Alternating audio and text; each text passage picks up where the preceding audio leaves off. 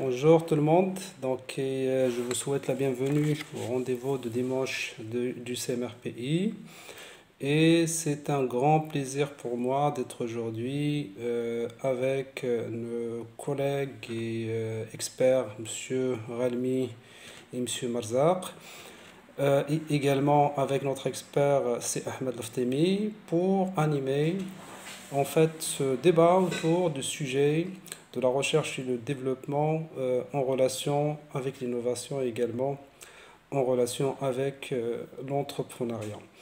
Je me présente d'ailleurs Youssef Bentaleb, professeur et enseignant-chercheur à l'université Plantofail.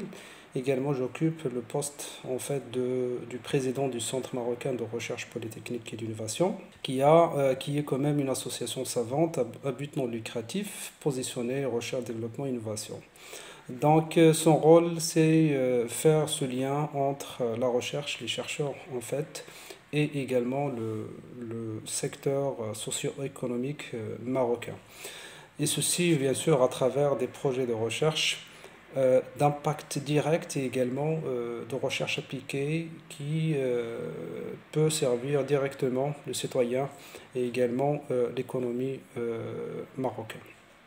Donc, je sais bien que nous avons aujourd'hui deux personnalités, deux personnes de haut calibre qui vont débattre en fait ce sujet avec un retour d'expérience, d'expertise autour du sujet et je leur souhaite quand même la bienvenue au rendez-vous de CMRPI et au plaisir en fait d'écouter leurs interventions, en fait leur expérience, expertise dans le domaine et tout ça donc pour améliorer quand même notre vision au sein du CMRPI sur le domaine de la recherche et du développement en relation avec l'innovation et l'entrepreneuriat.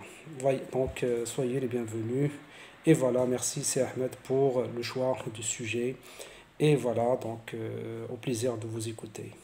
Bonjour, bonjour, mesdemoiselles, mesdames et messieurs. Je suis très ravi de vous accueillir aujourd'hui dans cette webconférence qui est organisée par le Centre marocain de recherche polytechnique et d'innovation, et ce, dans le cadre de son programme intitulé Les rendez-vous du dimanche.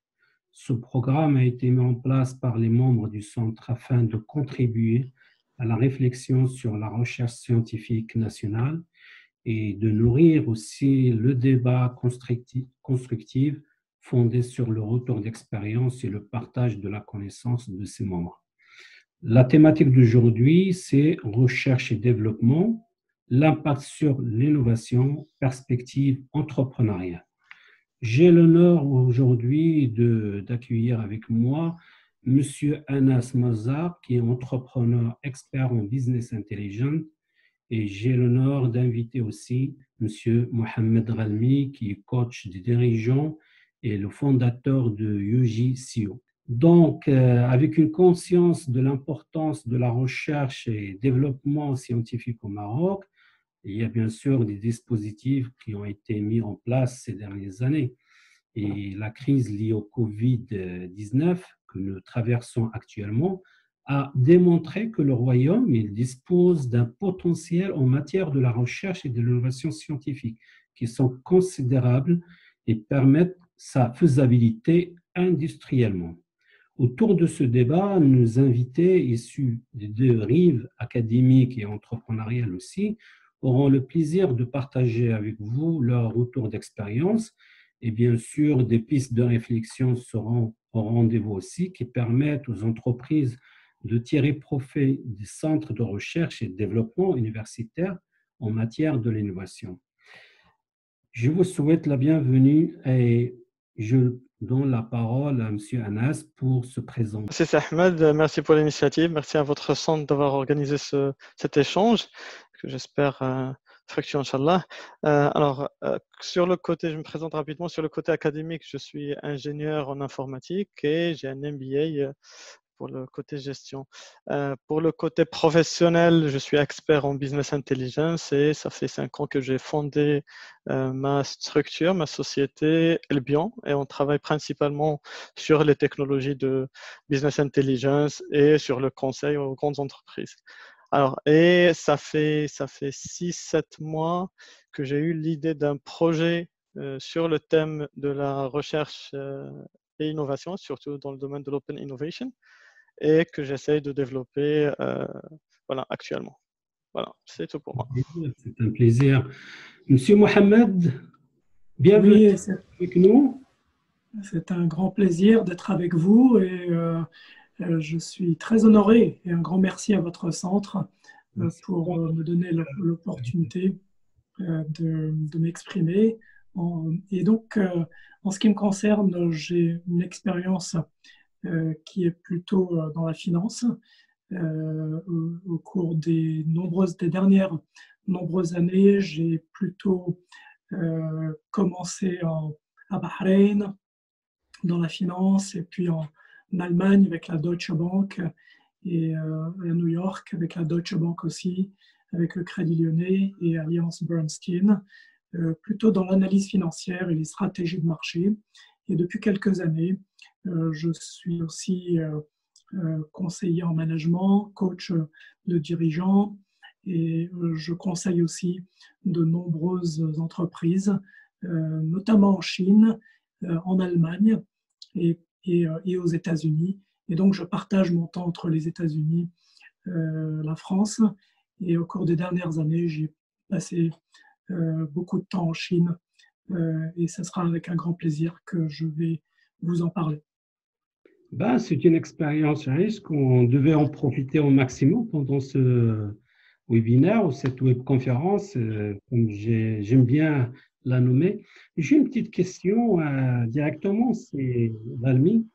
Grâce à des exemples d'échecs ou de réussite parfois couvrant des domaines variés, comme l'exemple de Kodak, Apple, Nespresso, etc., quelles sont les leçons, à votre avis, qu'on peut tirer pour tout entrepreneur ou dirigeant qui souhaite développer la capacité créative de son entreprise? Et je crois qu'effectivement, c'est une question qui se réfère d'abord au développement personnel de compétences numériques, car le numérique, et ça je le constate aussi en ce qui me concerne, dans les différentes interactions que j'ai pu avoir, que ce soit en Chine, aux États-Unis, en Europe, il s'agit surtout de développer des compétences personnelles, de leadership, dans le numérique, mais aussi de pouvoir bien structurer, bien être au fait des dernières évolutions en matière de digital. Et donc, il s'agit plutôt de se concentrer sur les grandes évolutions digitales au cours de ces 20 dernières années et de bien comprendre où nous en sommes actuellement. Or, nous en sommes à un moment crucial avec le passage à la 5G, avec l'intelligence artificielle, nous sommes à un moment qui est absolument crucial et il est important pour tout entrepreneur ou tout leader, que ce soit une petite organisation ou une grande organisation ou moyenne, de développer cette culture digitale, d'en avoir une vision globale, de façon à bien comprendre ce qui s'est vraiment passé au cours des 10, 20, 30 dernières années pour prendre les bonnes décisions pour soi-même et puis pour les années qui viennent, que ce soit au niveau de l'organisation ou à un niveau individuel. Anas, en tant qu'entrepreneur, est-ce que tu crois que, je me permets de tutoyer, c'est pour question de familiarité du discours aussi, bien sûr, oui. Une formalité trop formelle. Les entreprises d'aujourd'hui, plus que jamais, est-ce qu'il est nécessaire d'innover pour assurer leur croissance et permettre aussi de se distinguer de la concurrence? Oui, je pense que de tout temps, effectivement, l'innovation a été un moteur, un des leviers principaux, effectivement, pour la croissance et pour avoir un avantage concurrentiel sur sur les concurrents. C'est clair. Là, effectivement, comme disait c'est Relmi, le monde, effectivement, devient, le nombre d'opportunités, peut-être, il est devenu plus important. Et non seulement les opportunités deviennent plus nombreuses, mais deviennent aussi peut-être moins capitalistiques. Le monde d'avant, c'était un monde d'industrie lourde et il fallait avoir effectivement beaucoup de ressources pour attaquer le marché et avoir une part de marché. Je pense qu'on est dans un monde où un jeune dans un garage peut créer de la valeur, peut créer Facebook. En termes de comparaison, j'aime toujours donner cet exemple. En termes de capitalisation, à l'entrée de bourse, Facebook valait 100 milliards de dollars. Et je pense, au même moment, il y avait la crise d'ArcelorMittal. L'ensemble des actifs d'ArcelorMittal dans le monde, je pense, si je ne me trompe pas, étaient valorisés à 16 milliards de dollars.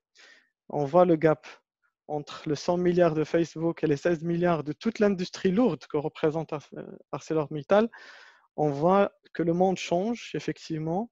Il y a des opportunités, il y a des nouvelles opportunités pour les arrivants et ils ne sont pas très capitalistiques. Et c'est là où le tiers-monde, le Maroc, a une carte à jouer. Mais pour jouer cette carte, effectivement, il faudrait qu'on change de casquette, qu'on ne se positionne plus. Je pense, comme disait Relmi, le principal point, effectivement, c'est l'humain dans l'affaire, c'est l'entrepreneur. Schumpeter disait que l'entrepreneur, c'est le révolutionnaire de l'économie et il nous faut une machine qui produit ces révolutionnaires. Et le principal élément, peut-être le prérequis, le commencement de tout, c'est de ne pas avoir l'esprit tiers-mondiste. L'esprit tiers-mondiste qui consiste à dire, à céder à la fatalité, à dire qu'on n'y peut rien, qu'on est né comme ça et qu'on n'a pas les ressources et qu'on est au final qu'un pays de tiers-monde. Je pense que la clé de voûte pour changer tout ça, c'est de changer ce mindset, cet état d'esprit, et d'avoir un état d'esprit du challengeant, de celui qui ne croit pas à la fatalité et qui se dit qu'il est capable de changer le monde. Et il nous faut une machine, un système qui produit cet entrepreneur, qui produit cette personne, ce révolutionnaire de l'économie, capable de penser comme ça, à tous les strates j'ai envie de dire, de la société. Donc, à ton avis, il est important aujourd'hui de promouvoir à travers l'alliance entre la science et l'entrepreneur et favorise l'intérêt tant le dialogue et la collaboration entre les deux acteurs. D'une part, il y a la science, l'innovation, et d'autre part, il y a l'entrepreneur ou l'entrepreneuriat. Est-ce que c'est le moment de fusionner ces deux mondes? Qu'est-ce que tu penses, Seralmi? Oui, je crois que ce qui est intéressant, et ça, M. Marzak vient de le dire, c'est que nous sommes à un point où les écarts entre les grosses organisations et l'entrepreneur individuel est en train de se réduire. Et d'ailleurs, on voit bien, il y a eu des études qui ont démontré, de grands consultants, et qui ont montré qu'alors qu'il fallait plusieurs millions de dollars il y a 20-30 ans pour lancer une entreprise et qu'il fallait un laps de temps assez long pour pouvoir valider le modèle d'entreprise, aujourd'hui, on en est à quelques milliers de dollars pour lancer une entreprise qui soit opérationnelle au bout de quelques semaines.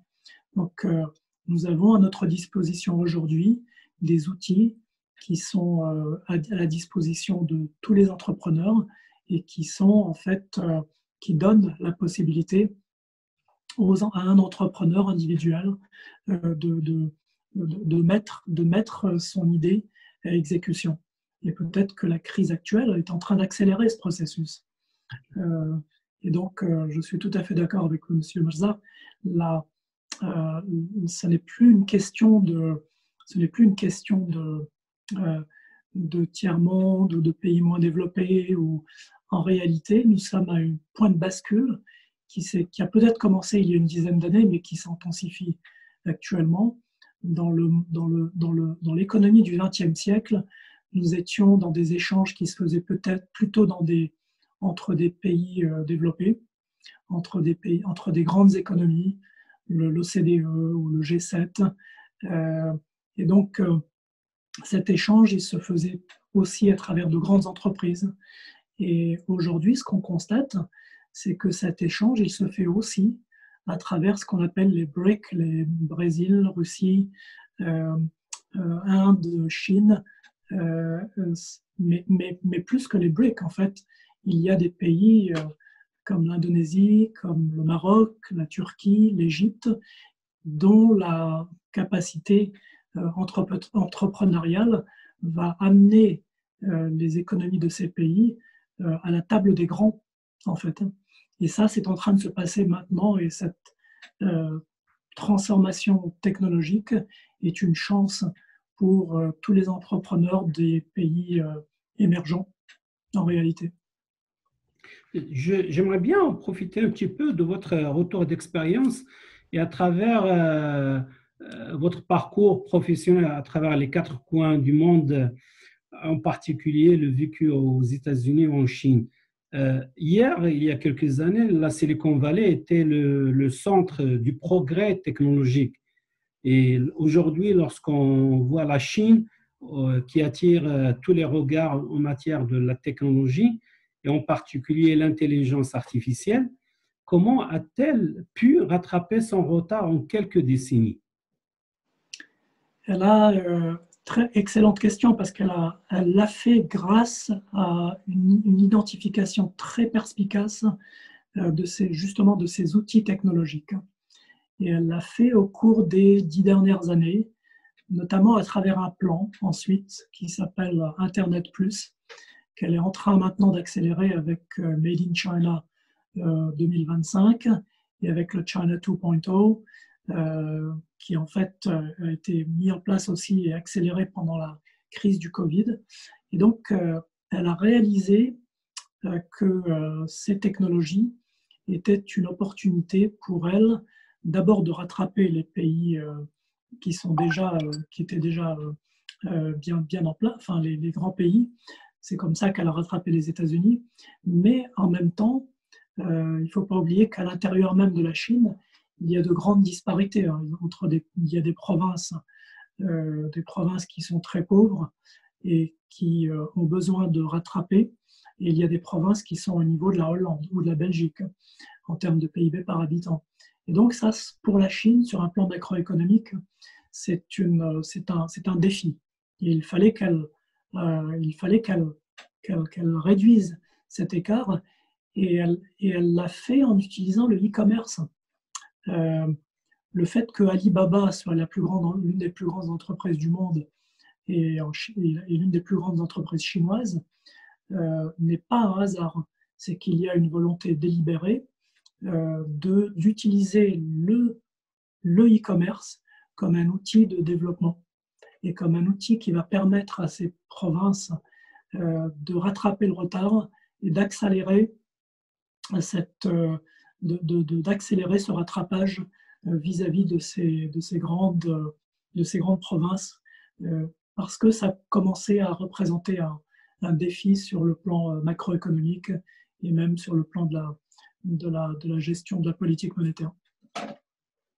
Anas, tout à l'heure, tu as abordé le sujet sur les compétences. Comment booster ces compétences? D'une part, au Maroc, les organismes académiques ou les établissements académiques essayent de leur mieux de faire cet accompagnement par rapport à ce que la réalité du marché demande et parfois des exigences et des défis qui sont un peu exigeants en matière même de financement de ces structures-là. Je reviens aux compétences marocaines à l'étranger. Tu penses comment bénéficier de ces compétences et de leur expertise accumulée dans plusieurs domaines pour en profiter, pour faire profiter nos compétences au Maroc via des échanges, soit académiques, soit expertise? Comment tu conçois les choses et ton avis personnel, si je me permets? En matière de compétences, on n'a pas le Maroc a ce qu'il faut, soit en interne, soit en externe. Je pense que là n'est pas le problème. voilà, les compétences sont là. Le système éducatif marocain, même avec ses lacunes, je pense qu'il continue à produire, il est perfectible, mais il continue à produire des bonnes compétences. La preuve, c'est que voilà, ces compétences, lorsqu'ils sortent, lorsqu'ils s'exportent à l'extérieur, à l'étranger, ils réussissent. Du coup, sur ça, c'est pas un problème, je pense. Ce qu'il faudrait, peut-être, c'est orienter, systématiser dans le sens de l'entrepreneuriat. Parce qu'on a on a un système éducatif qui oriente vers la fonction publique, vers l'entreprise privée, ça c'est bien, mais il faudrait que le système produise aussi l'entrepreneur, le modèle de l'entrepreneur révolutionnaire de l'économie. Et ça, effectivement, c'est là où je pense qu'il y a matière à travailler, à enseigner, par exemple, à ajouter la matière d'entrepreneuriat dans les écoles d'ingénieurs, dans les cursus universitaires, etc. Euh, je me permets aussi de rebondir sur un point que M. Elmé a évoqué, c'est le cap. Lorsqu'il a parlé de la Chine, c'est très intéressant. La Chine est, je pense, une école. On peut tirer plein d'enseignements de son modèle de développement et comment en essayant, en échouant, etc., il a réussi à s'imposer, à devenir la première puissance mondiale en termes de PIB. Je pense qu'il y a quelque chose d'intéressant à retenir de ce qu'ils ont fait en Chine. Le premier, pour moi, c'est la finalité. Pourquoi on fait de la R&D? Pourquoi on fait de la recherche? Pour moi, c'est la question structurante. Est-ce qu'on fait de la recherche et développement pour obtenir un diplôme de docteur et faire de l'enseignement? Est-ce qu'on fait de la recherche juste pour faire comme les autres, un traitement de façade? Et dans ce cas, OK, on va faire de la recherche sans but, sans cap. Mais je pense que la Chine a fait ça. Elle a défini un cap. Il y a le parti chinois qui a défini le cap. Le politique chinois a défini le cap en disant voilà notre objectif. Et pour moi, ça, c'est structurant. Parce que sans cap, on va s'éparpiller. Le peu de moyens qu'on a, on va se disperser, on va rien faire. Par contre, si on se focalise et si on fait fourmi, dans le sens où les fourmis, ils ont un alignement stratégique incroyable.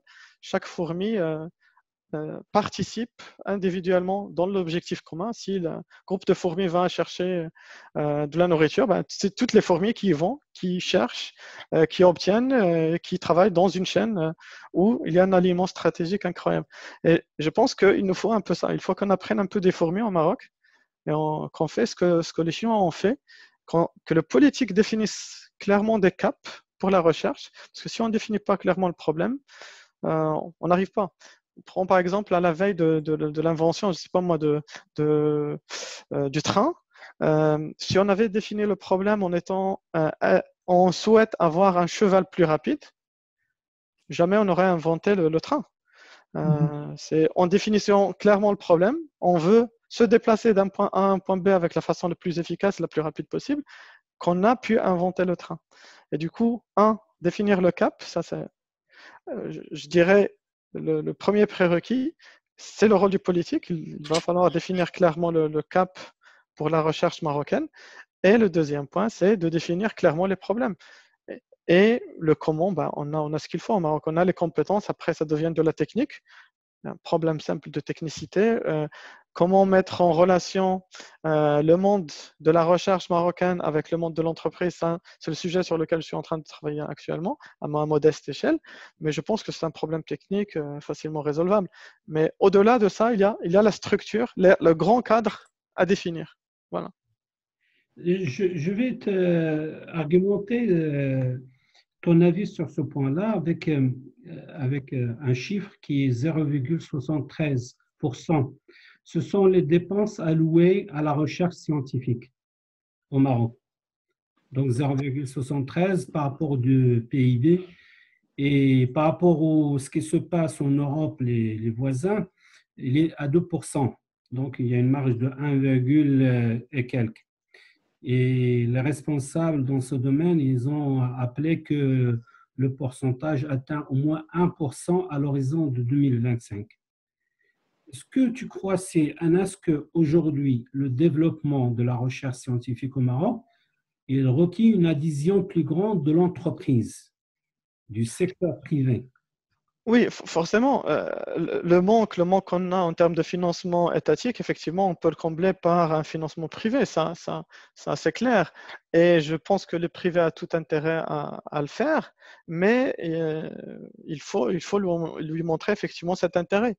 Il faut créer des ponts et je pense qu'on marche en parallèle. Le monde de recherche et le monde industriel au Maroc marchent en parallèle. Il faut créer les ponts entre les deux. Il faut montrer au privé qu'il a tout intérêt à faire confiance aux chercheurs marocains pour résoudre ces problèmes. Au lieu d'aller, je pense que ça, c'est un problème de tous les pays du tiers-monde, c'est qu'on est des grands délapideurs de richesses.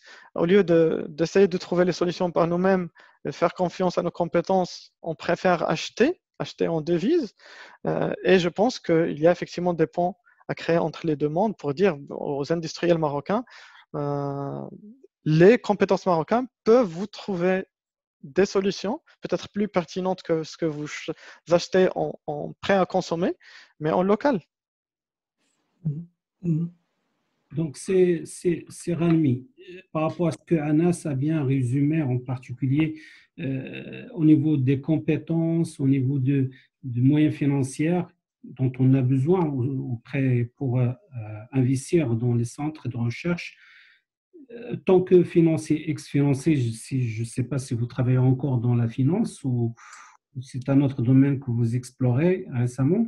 La question est, est-ce que vous pensez que les centres de recherche peuvent participer à constituer des experts ou d'expertise scientifique mondiale qui sont capables d'accompagner les décideurs publics dans la réponse aux enjeux globaux? Est-ce que vous pensez que cette expertise peut être en faveur de ce marché global? Tout à fait, tout à fait. Je pense que, et M. Merzak a mentionné alors la nécessité d'établir un cap. Et ça, effectivement, il y a plusieurs facettes dans cette discussion. Il y a d'abord effectivement le choix du cap, qui, à mon avis, est déterminé par les points les forces dans lesquelles le Maroc est déjà bien établi. Effectivement, le Maroc est déjà par exemple, dans l'aéronautique, c'est un des pôles aéronautique les plus importants au monde, où tous les acteurs de l'aéronautique sont établis. Donc, autour de ce pôle aéronautique, il y a donc un écosystème déjà en place qui peut bénéficier, qui peut apporter de l'énergie à ces nouvelles entreprises et aux entrepreneurs. Et puis, il y a aussi le fait que l'infrastructure financière au Maroc est aussi en train de se mettre en place. C'est un marché financier qui est en train de se structurer avec donc prudente. Le Maroc n'a pas fait folie et il a fait pas à pas, mais c'est un marché financier qui est en train de se structurer et il y a un tissu industriel fait de petites et moyennes entreprises qui ont besoin de cette infrastructure financière. Et donc, il faut profiter de il faut coordonner, il faut surtout coordonner les efforts entrepreneuriaux et la mise en place d'un modèle financier. Par exemple, aux États-Unis, l'une des plus grosses réformes qui a peut-être un petit peu été passée sous silence, mais qui est très importante, et que même la Chine est en train de regarder en ce moment, c'est ce qu'on appelle le Jobs Act de 2012, qui a été mis en place par Barack Obama et qui a ouvert le marché, qui a ouvert la possibilité pour les entreprises de se financer sur un modèle participatif. C'est tout ce qu'on appelle le crowdsourcing. Et ce crowdsourcing, ce crowdfunding est une possibilité pour les financiers, pour les fonds d'amener des fonds qui seraient nécessaires à des entrepreneurs, mais pas seulement qu'à partir de fonds, qu'à partir de gros fonds de financement. C'est aussi à partir de petits financements, de petits épargnants. Et donc, au Maroc, il y a un taux d'épargne qui a besoin d'être recanalisé vers le financement de projets entrepreneuriaux. Et donc, c'est une direction dans laquelle il faut le voir aussi. Et la Chine est en train de faire la même chose. Elle a déjà mis en place un marché financier sur le modèle des États-Unis, mais elle est aussi en train de regarder avec les blockchains la possibilité de mettre en place des modèles de financement participatif, donc qui peuvent permettre à des petits épargnants de venir contribuer au financement d'un petit projet. Mais ce sont ces petits projets justement qui ont des capacités de croître exponentiellement. Et ces petits projets, finalement, ce sont des startups, des porteurs de projets innovants qui ont besoin d'aide. À ton avis, c'est Anas. Là, on voit qu'il y a de la compétence auprès des centres. Il y a ce qu'on appelle la matière grise qui peut être bénéfique à cette innovation, mais il y a quelque chose qui manque et le petit réglage, je ne sais pas quoi exactement. À chaque fois que je parle à des jeunes entrepreneurs, vous avez un grand projet et le vent, qu'est-ce qui t'empêche de le lancer à l'échelle internationale? Peut-être tout à l'heure, tu l'as abordé, CNS, c'est l'handicap que nous sommes un pays de X monde et qui nous bloque. Est-ce que vraiment ça sera un handicap pour les jeunes entrepreneurs? Non, franchement et personnellement, je pense que le blocage est psychologique. De ce point de vue, on se met des barrières nous-mêmes. Sur ça, on peut s'exporter, mais toujours, je reviens à la même question. Pourquoi on cherche à s'exporter et pourquoi on fait ça? Pour moi, on ne cherche pas à s'exporter pour s'exporter. Il faudrait peut-être chercher d'abord à consolider les positions sur le local, à résoudre le problème en fait. Si on part de nos problèmes, qu'on arrive à résoudre nos problèmes, là, on deviendra fort. Parce qu'une startup, c'est quoi? C'est une société qui résout un problème, il le résout bien d'une manière innovante. Et du coup, on peut par exemple prendre l'exemple d'Israël. Israël est peut-être classé 2e, 3e au monde en matière d'innovation. Puis on regarde ce qu'ils ont fait, les Israéliens, ils partent toujours de leurs problèmes. Ils résolvent leurs problèmes. Moi, j'aimerais qu'au Maroc, on soit la prochaine tomate cerise, que ce soit au Maroc, qu'on l'invente.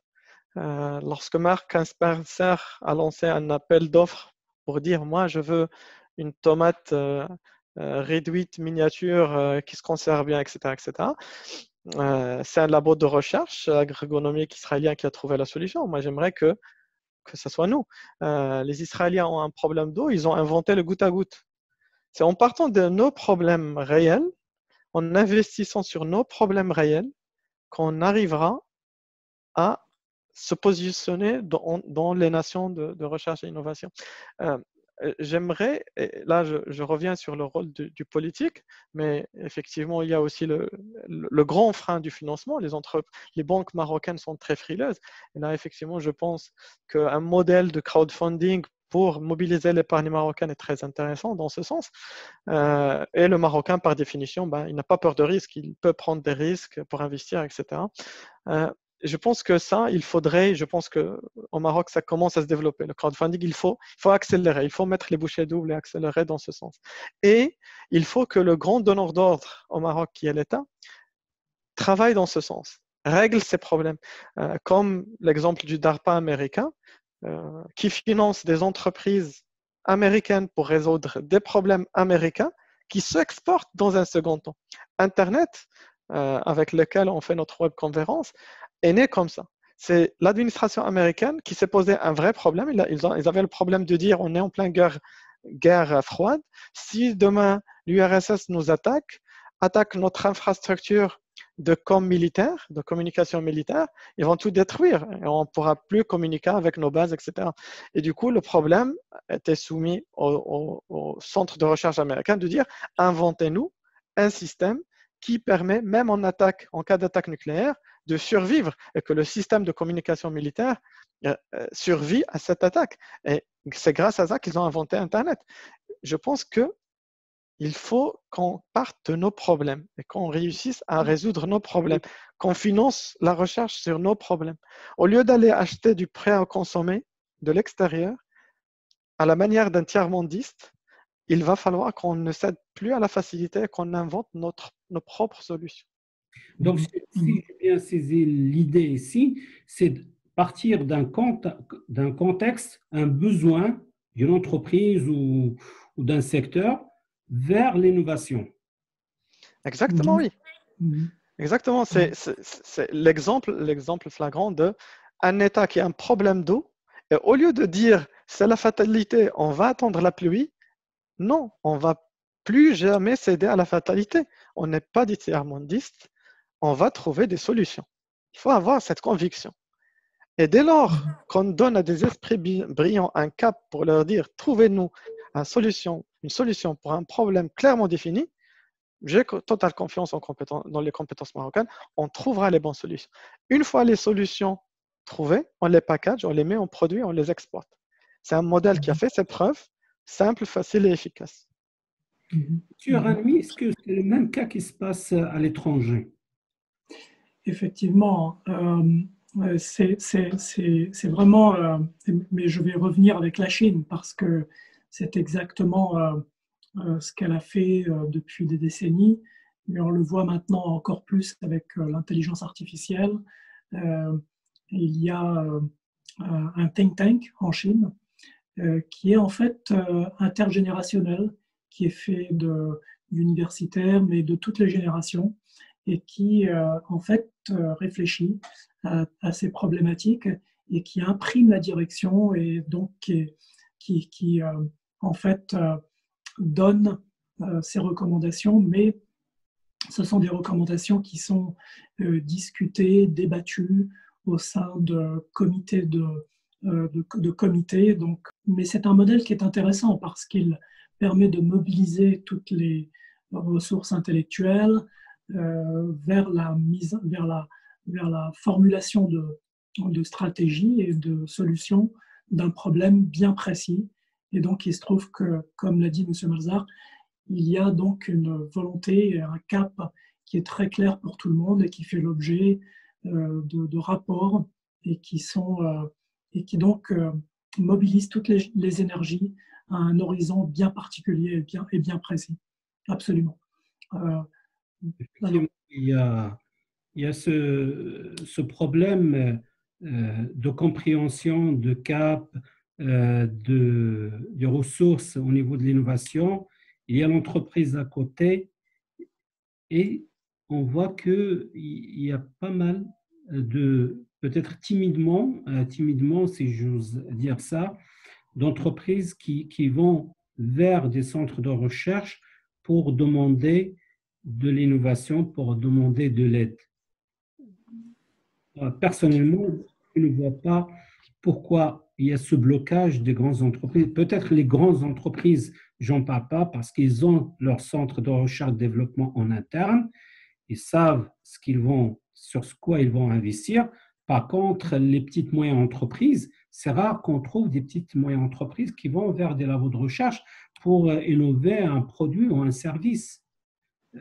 À votre avis, c'est Anas, si je prends l'idée tout à l'heure, tu as parlé d'un projet futur, comment tu as eu cette idée-là? Comment la réflexion qui t'a poussé à mettre en perspective ce projet-là?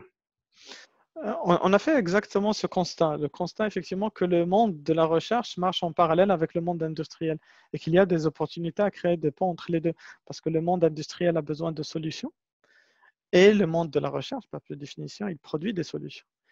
Malheureusement, là, les deux marchent en parallèle.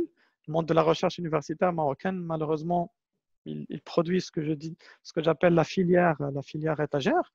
il y a des esprits brillants qui dépensent 3-5 ans de leur vie pour produire un doctorat pour atterrir sur une étagère. Je trouve que c'est vraiment dommage. Au lieu de chercher à mettre une thèse de doctorat sur une étagère, je pense que si on fait converger ces deux mondes, le monde de l'industriel vient avec son problème, le chercheur vient avec sa solution, je pense que les deux ont tout à y gagner et la nation a tout à y gagner. Et c'est le constat qu'on a fait, et c'est sur cette plateforme qu'on est en train de travailler. Voilà, on essaye d'avancer petit à petit, et j'espère que voilà, on mettra ça en production assez rapidement. Inch'Allah. C'est Mohamed, je suis vraiment ravi de ce partage d'expérience et je vous donne le micro de s'exprimer librement de votre réflexion, votre perspective. Il y a d'une part la recherche-développement, d'autre part il y a l'innovation et en troisième pilier il y a l'entrepreneuriat. Quelle est ta perception à ce triangle d'or, si je peux le dire, je me permets de le dire, un triangle d'or actuellement? Oui, je crois que merci de le présenter avec ce triangle d'or. Et merci beaucoup, Monsieur Marzak, pour toutes vos idées. Je voulais vous féliciter pour vos initiatives.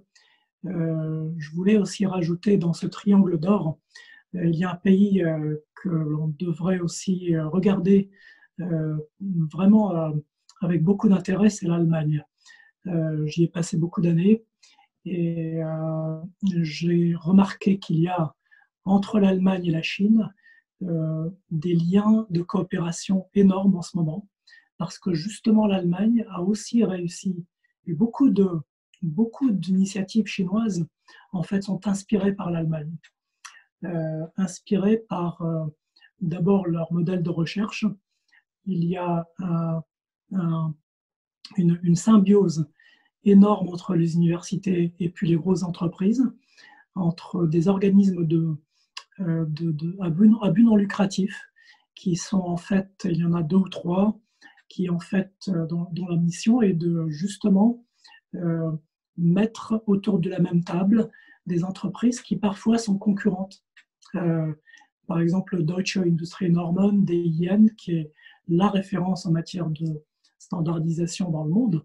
La Chine s'en inspire parce qu'elle est en train de le mettre en place en ce moment, mais aussi c'est ce qui fait la force de l'Allemagne. Elle a réussi à mettre en place des modèles de standardisation et à mettre en place des pratiques, des standards pour l'innovation. Et lorsqu'elle le fait, c'est une symbiose entre des entreprises qui s'assoient autour de la même table pour résoudre un problème concret, comme vous l'avez dit, M. Marzak. Elles choisissent un problème bien spécifique et elles s'assoient toutes autour de la même table. Parfois même, elles sont concurrentes. C'est pas grave. Mais l'important, c'est d'arriver à une solution autour de laquelle tout le monde va s'accorder. Et puis ensuite, elles vont être en compétition, mais elles ont des processus de discussion autour desquels tout le monde participe. Et c'est la raison pour laquelle les petites et moyennes entreprises allemandes sont aussi solides en ce moment. Donc, je voulais aussi diriger notre regard vers l'Allemagne, qui est un exemple très intéressant, puisque la Chine, en fait, s'inspire de l'Allemagne en ce moment. Éventuellement. Quel est le rôle des incubateurs CNS aujourd'hui lorsqu'on entend qu'il y a des pépinières entreprises, des incubateurs, des hubs qui sollicitent l'innovation, les porteurs de projets à venir?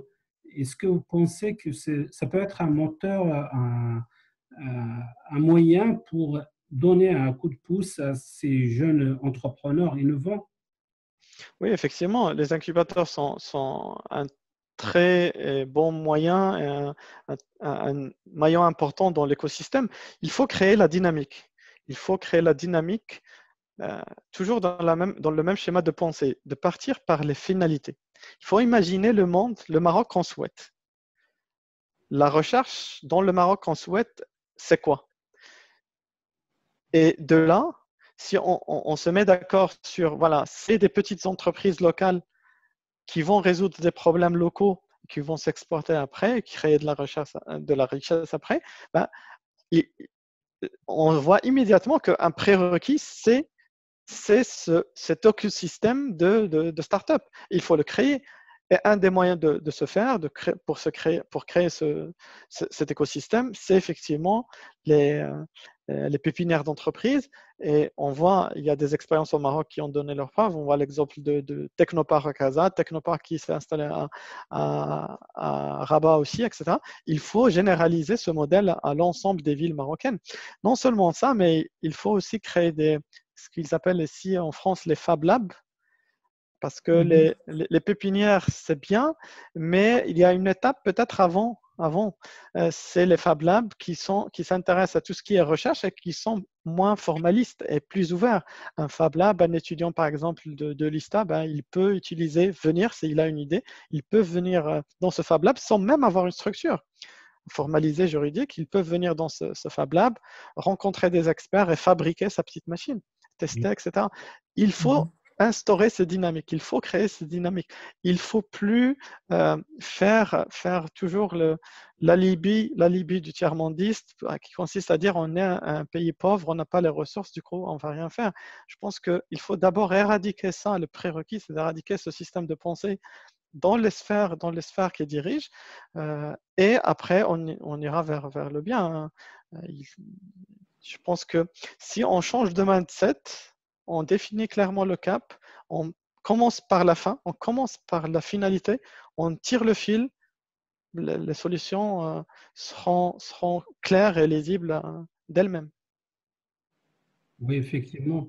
Ces dernières années, j'ai remarqué qu'il y a une forte implication comment on dit, le secteur étatique ou les organismes étatiques et semi-étatiques, même académiques, de créer à chaque fois des incubateurs, des centres d'accompagnement, soit dans les universités, soit dans les grandes entreprises. Mais est-ce que cela, c'est suffisant pour un Maroc de demain innovant qui maintient le cap de la technologie, qui est un moyen de booster le développement économique? C'est, Ralmi, le nombre des incubateurs peut-être que vous avez vu soit en Allemagne, soit aux États-Unis, soit en Chine, c'est vrai, au niveau de l'espace, même au niveau des habitants, le Maroc, est-ce qu'il est bien dans son chemin de créer plus ou on est sur le nombre idéal de nombre d'incubateurs ici au Maroc? Je crois que, comme l'a dit M. Marzak, l'important c'est de créer un espace pour les entrepreneurs, pour les chercheurs, de pouvoir expérimenter. Et je crois que l'un des pays et donc ça consiste en fait sur un plan juridique, sur un plan légal, à créer les conditions qui vont permettre cette expérimentation. Je crois que sur un plan financier, le Maroc est prêt. Les structures légales, financières, elles sont déjà là pour l'innovation et pour la mise en place de ces projets.